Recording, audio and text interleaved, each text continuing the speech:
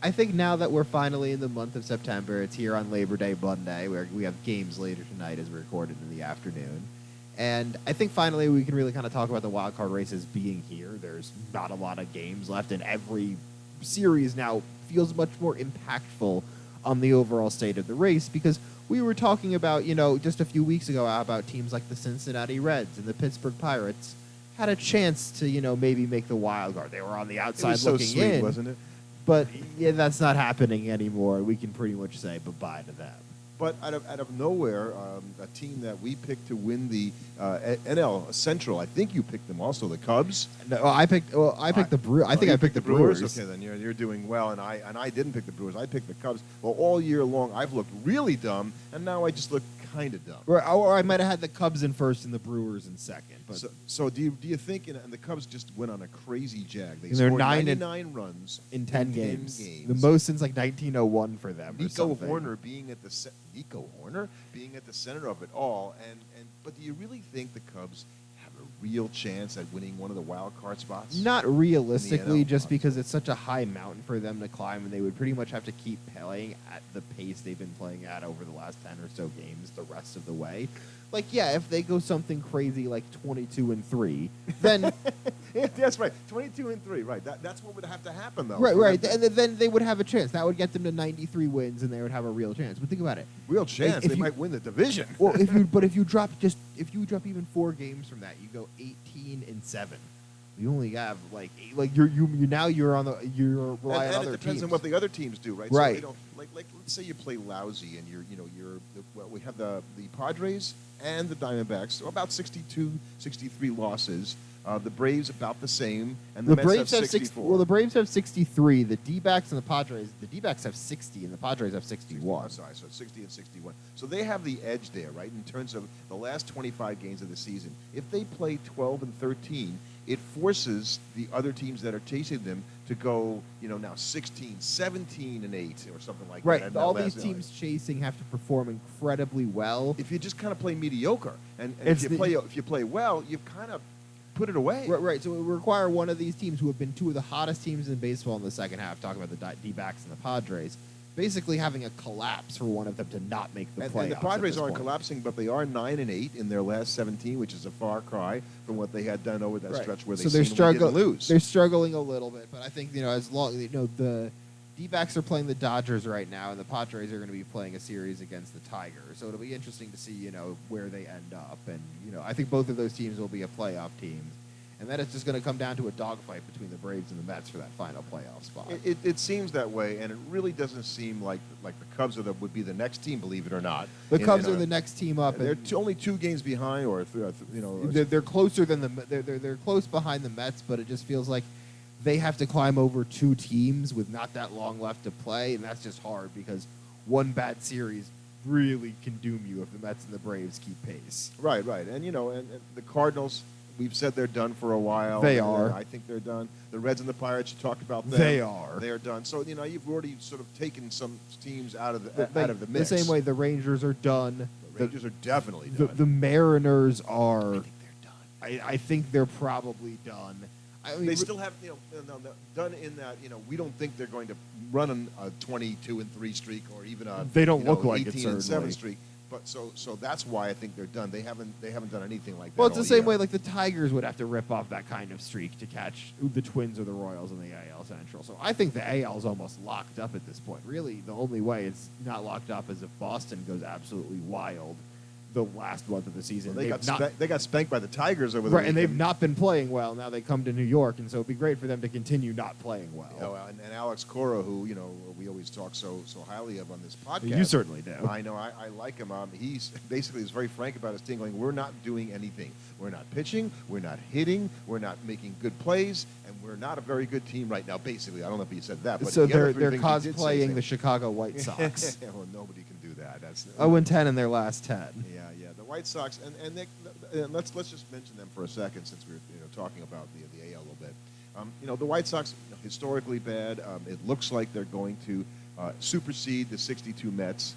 And there's been a few Met fans that say there's a certain romance or nostalgia about having the all-time worst record. And here's let me just say this, right, as a Met fan about that. So if you're an old guy like me and you want to think, well, Mhm. the '62 Mets were even older than me when they were an expansion team and they were the lovable losers.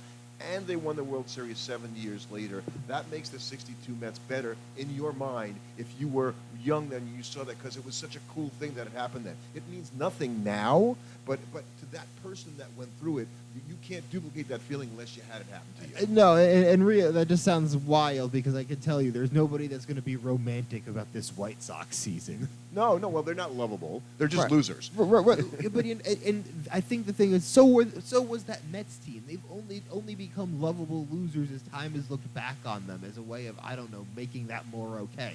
And maybe that's what will happen with the Chicago White Sox team, is that to people, the fans that actually stuck through it and paid attention to this season, because I'll admit, that's not easy to do when your team just loses all of the time. No, they got guys with bags on their heads Right. at the park So now watching I the can't game. imagine there's a lot of White Sox fans that have really stuck through. But for them, lovable losers will be hard because it's just not fun.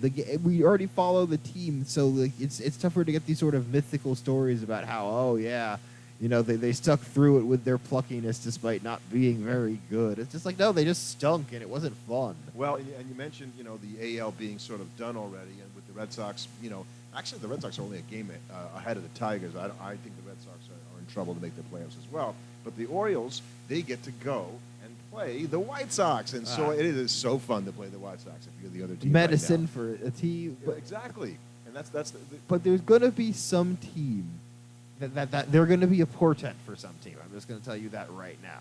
There's going to be some team that inexplicably loses a series to the White Sox late in September here. I don't know who it's going to be. Some playoff team will. And I'm going to tell you, any team that does that, you're like, that team can't win the World Series. if you're in the playoffs. So if we take the Orioles and the Yankees and we say somehow the Yankees have been kind of bumbling a little bit lately, and But then their luckily fans for are getting them, a little upset. So of the Orioles, they've Right. sort of just been trading being like mid for a while, like for their standards. And then you've got the AL Central, which is turning out to be a dandy of a race, right? And they're all playing each other now. Right, now it's going to be really fun because Cleveland they're and all Minnesota and Kansas City got games against each other, so they're going to get to decide this. Kansas head-to-head City in a lot of losing their ways. first baseman definitely hurts their chances. He was a big part of that lineup and was gunning for 100 runs batted in this year. With very few home runs, interestingly enough. He had Vinny a Pasquantino, yeah, the Jet fan. yes. Vinny and the Jets. Right. Batting behind Bobby Witt Jr., who I think at one point this week had reached base 236 times this season, which is just unbelievable. That's so many. Like that's going to help your offense just because you've got this one guy that's on base constantly. And I think I'm rooting for the Royals, although at the expense of the Twins or the Guardians. I'm fine with all those teams.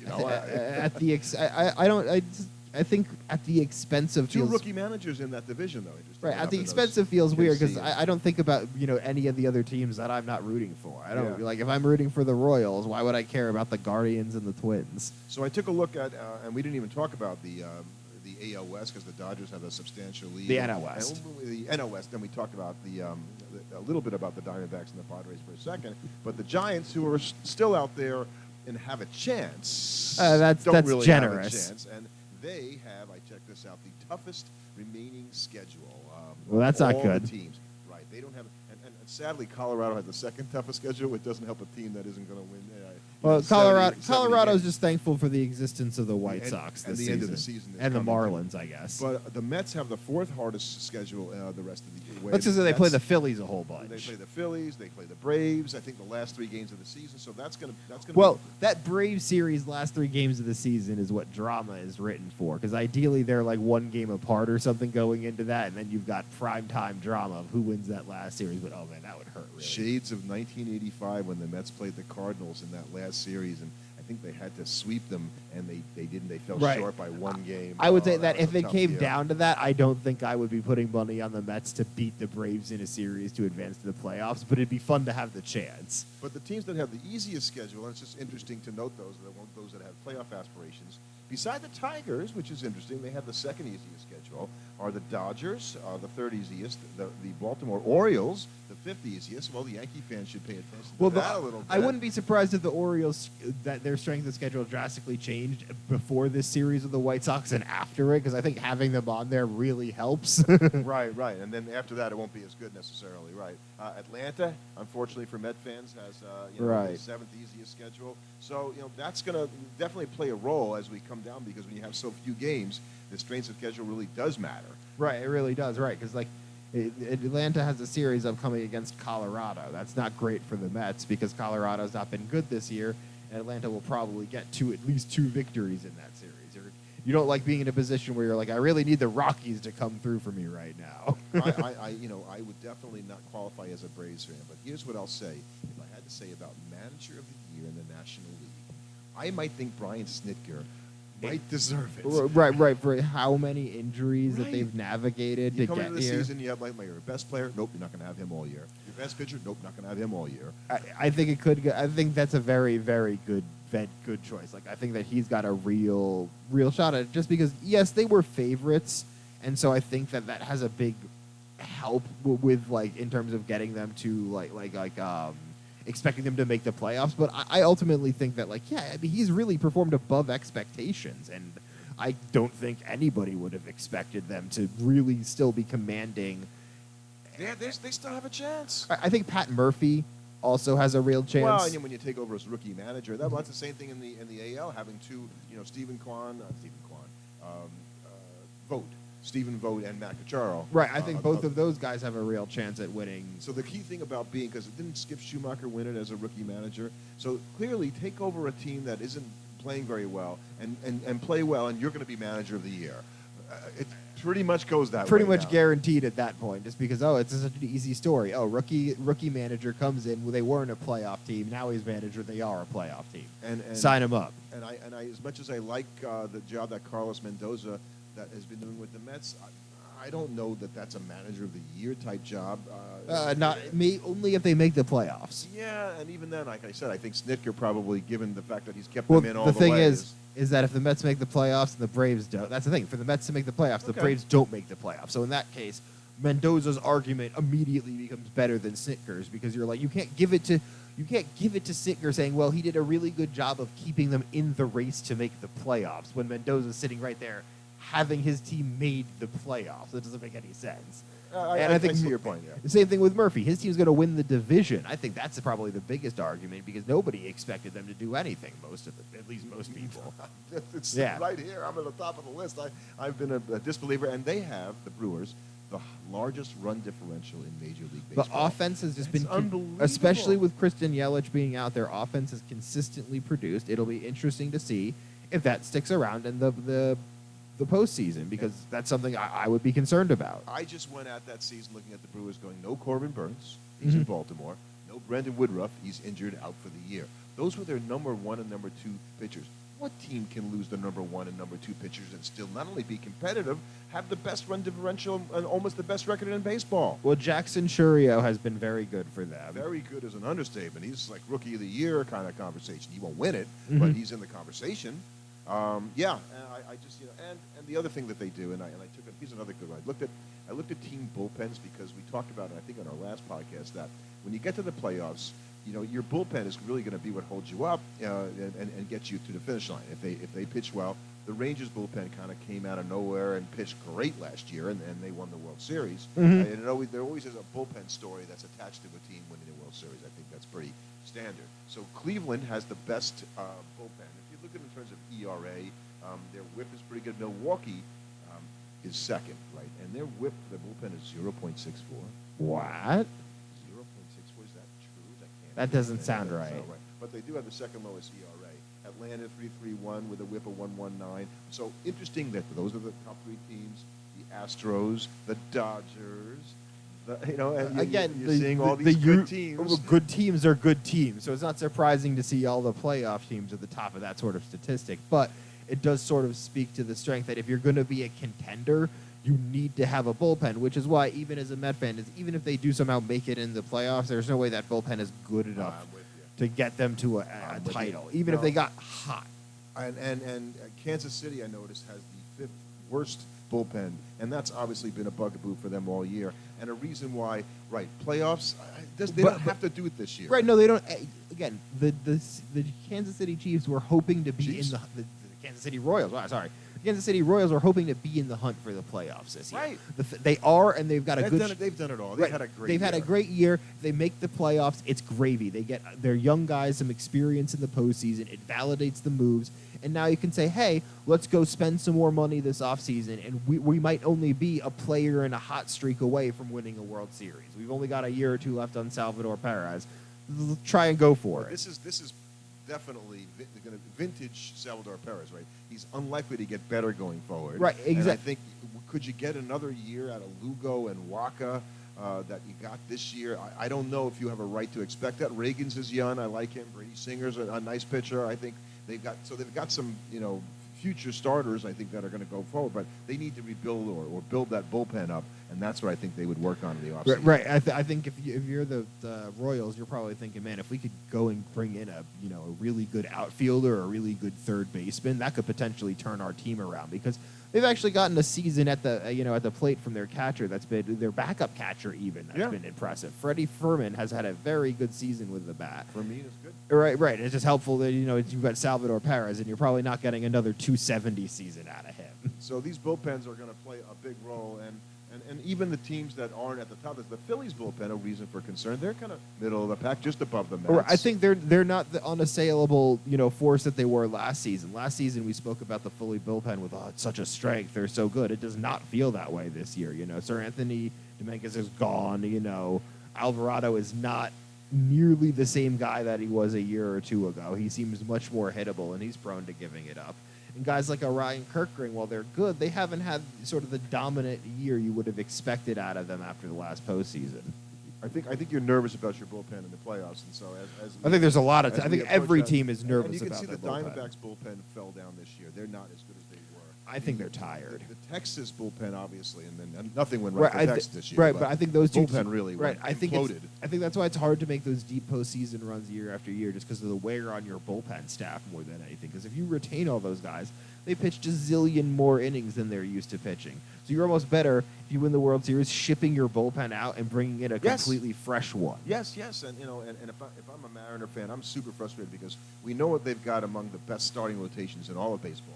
Their bullpen is like a top 12 bullpen. They just can't hit it all. And it's just like I just don't know what's wrong with that lineup. They went out. Julio's finally starting to hit a little bit, but he's had just such a disappointing season, Julio Rodriguez. Right, and I think that's the biggest issue for them is that if he's hitting 260 with only 13 homers, that lineup is you need him to be a superstar for that lineup to work, because Cal Raleigh is at least giving you a really good season power-wise. And from the position that you don't count on offense from all the time. But Mitch Haniger hasn't quite had the season that you would have hoped out of him. Ty France was so bad you shipped him off. Randy Arozarena has not been great for you since he came over. And so I think it just really hurts that if Julio was last season's Julio, they might be a playoff team. I definitely feel what you're feeling. I mean, he can't be that much off what it was, and it's really hurt the team. I noticed this week also that O'Neal Cruz, possibly the former shortstop of the Pittsburgh Pirates, is playing a little center field. I think they watched the Fernando Tatis experiment and thought, that might work a little bit better for us, because he's just a little too big to play shortstop. And so in the first game, he's in center field, and they don't usually clock outfield throws, but he threw his first throw home was 103 miles an hour, got the guy out by like a mile, and Tatis, went out there with the same kind of arm, and he didn't just become a good outfielder, he won the Gold Glove in the outfield. He's a very good outfielder right away. So you're right. I think this is a smart move by the Pirates. You tried, and it just never really worked. And okay, let's still put him at a premium position, because the guy is so good that if he can work out there, it's all the better for you. And doing it now, I think, and there's some thought against this, doing it in the season. Why don't you do it after the season and let him work through it? Because he's still going to have to work through it at the beginning of next season. And the Pirates aren't going to get there. Let's see what this guy can do in center field. I love the idea of doing well, he's going to have to work through it at the beginning of the next season, because there's no replacement for in-game experience. So he's going to have to get that at some point. Better for him to get it at the point of a season where you already know you're probably not making the playoffs than have him play really bad in April next season and make it even harder for you to make the playoffs next year. I couldn't agree more. One of the last things I want to talk about here is something that is a little pet peeve. I think Shohei is now a 43, 43 guy or something like that. I think so. Yeah. Every day we have to listen to some new, because hasn't really been done before. Or that Shohei is he's trying to get the 50-50, right? That would be the thing that happened. He's 44-44. Now he's 44-44. Update. Boop, boop, boop, boop. And 45-45. Okay, that's kind of cool, but it isn't as cool as 50-50. So can we not talk about this for like the next 3 weeks and see where he is like September 23rd? He's got a real shot at it, though. So I think 50-50. So even without him pitching, I think having a 50-50 season locks the MVP up if it isn't already done for Shohei. Right. The only way Shohei doesn't win the MVP is if he gets hurt and he doesn't really play the last 3 The weeks. Dodgers lose 16 out of 20, fall out of the race. But that would probably speak to more that he needs to win the MVP. No, they make the playoffs, no problem, but he doesn't play. Mets make the playoffs behind Lindor going absolutely bonkers over the last 3 weeks of the season, and he single-handedly carries them to the playoffs. Then he might be able to steal it from Ohtani. But that would be about the only way I think Ohtani doesn't win it. Nice dream, Gordon. That's a pipe dream. That's a nice dream. That's a dream. It isn't going to happen. That's not going. No, I don't ever believe that's going to All right. happen. Well, I'll ask you this other thing then. So if Marcell Ozuna were to win the Triple Crown, which right now, I think you talked about it in our last This Week in Baseball podcast, I think he was leading in batting average and right there in home runs. He might be trailing in home runs now a little bit to Ohtani. And RBIs. He's leading in RBIs. If he wins the Triple Crown, does he get the MVP? Well, and you don't always get the MVP if you get the Triple Crown. It's happened before that guys have not won. He's not gonna. The thing is he's starting to fall behind in all categories. Willie Adames is now leading the league in RBIs. He's now 7 home runs behind Ohtani for the home it's run not going lead. to happen. And he's 3 batting average points behind Arias for the batting average title. So Couldn't happen to a guy I don't like right. any less. And I think that will be he needed for him to have any argument for winning the Triple Crown, for winning the MVP would to have won the Triple Crown with the season Ohtani's putting together. And since Ohtani is chasing 50, well, Ozuna's not chasing 50.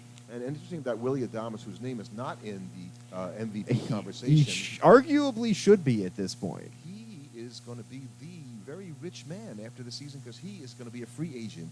And talk about putting it up when you need to. Oh, yes. His agent loves him right now because he is going to get paid. I mean, Lindor got, a few years ago, got $34 million a year for 10 years. Adames might not get that length of contract. Right. Adames he's going to go into his age 30 season next year. Yeah. So that's probably a 6 to 8 year deal. Yeah, for like 220, Yeah, 230, easy. or something like that. He's going to get. Could he get 250? Wait, do you think the Brewers sign him?